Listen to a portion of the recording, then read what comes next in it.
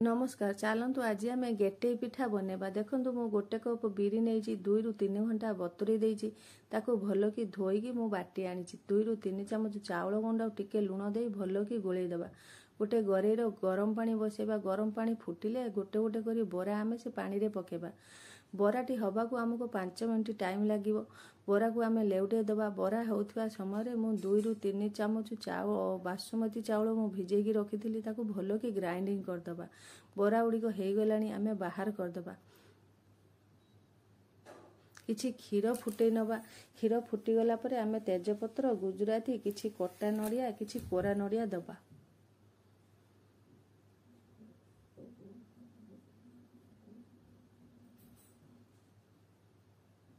तापरे बाटी रखिथिबा चाउल को आमे पकेई दबा भल कि फुटी आसला परे आमे पिठा गुड़े को छाड़ी दबा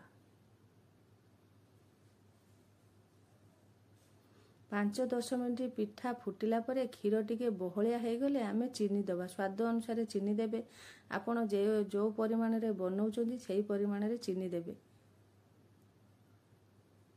टिके पतला रखिबे काईना 2 ରୁ 3 घंटा बाहर रखिदेले से मोटा हो जिवो